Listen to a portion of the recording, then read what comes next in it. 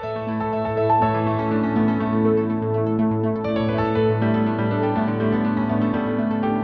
friends, welcome back to the Journal Feed. My name is Nick Sept, and this is the only place to get spoon-fed the latest and greatest of emergency medicine. We are keeping you guys up on the latest literature by spoon-feeding it to you.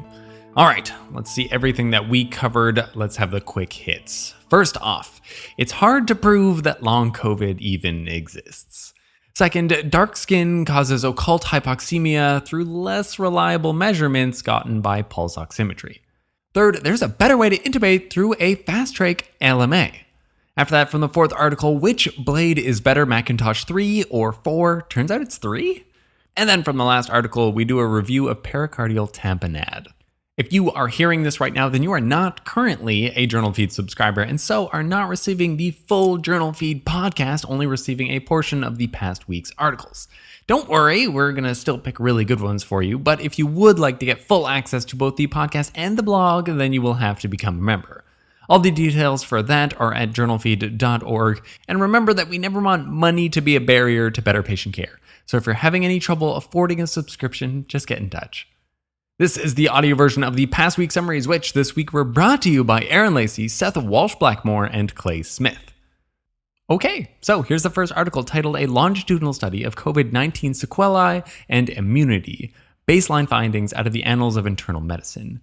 Woohoo, I like this. How come no one told me there's a more scientific name for long COVID?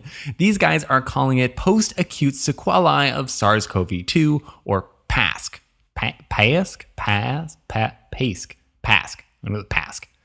No doubt you've seen people who have come into the emerge with vague, kind of non-specific symptoms, and it all started after their COVID infection.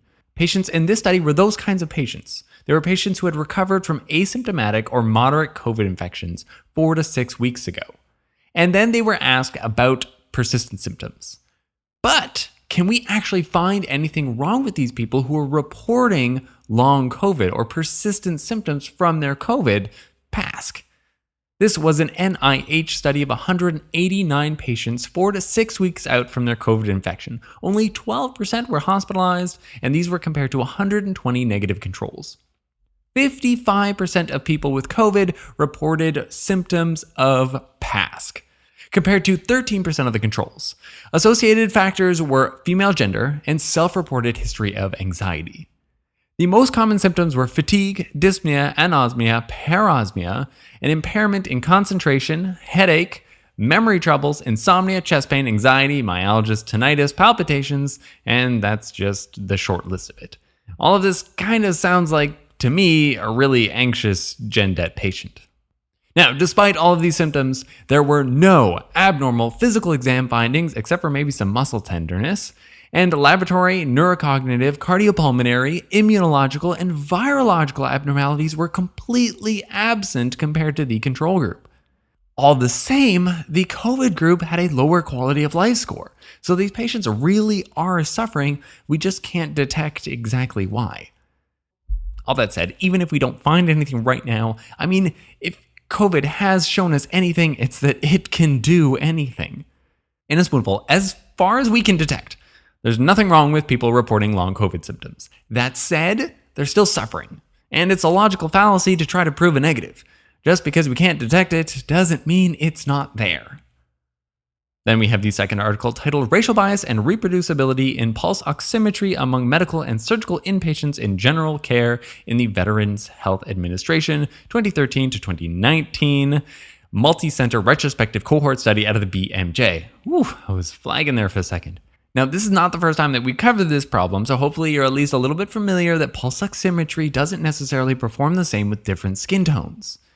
At least that's true of critically ill patients in the ICU, but what about less sick patients? Just your run-of-the-mill general medicine or surgical patients. Spoiler, the answer is yes, your skin tone still matters. This was a multi-center retrospective study of 30,000 patients with paired arterial blood gases and oximetry readings which were done within 10 minutes of each other. They found that occult hypoxemia, which is when the SaO2 is less than 88%, but the SpO2 reading is above 92%. Now, this was seen in 16% of white patients and 20% of black patients, which was statistically different.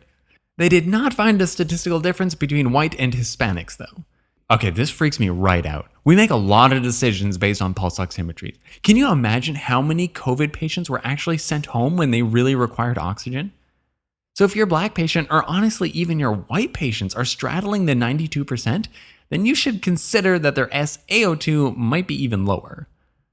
Now, the founder and CEO of Masimo, which is a company that makes pulse oximeters, well, the original study that kind of brought all this problem to light that was out of the New England Journal of Medicine, well, they kind of critiqued that original article, stating that they didn't control for things like sickle cell anemia and methemoglobin, and that the Masimo devices could do better. Now, despite that, this finding has been replicated several times, and it seems to be fairly robust. In a spoonful, I wonder how much of the mortality differences that we're seeing in COVID could be attributed to this. Our pulse oximeters are biased. Occult hypoxemia is more common in black patients. Also, if there are any bioengineers out there, I'd put some money on the marketability of saturation probes that can counter this bias. Just maybe you'd want to work on that. So let's do a review. Let's just do a quick snippet of everything that we covered this week. First, you can rest assured that at least as far as we can tell, there's nothing wrong with your body if you have long COVID. So hopefully there's no permanent damage. Second, a patient's true oxygen saturation may be lower than the SAT probe says. More commonly, this is going to be true in black patients. So perhaps consider double checking with a more objective measure, like getting some labs, and this will help with your decisions, especially when those are important decisions. Links to all the articles summarized can be found at JournalFeed.org, where the newsletter is going to be the best place to change the podcast into not just a useful podcast, but also some spaced repetition.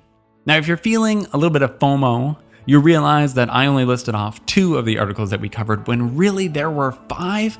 Well, if you'd like to hear all of them, then you'll have to join us in the members feed.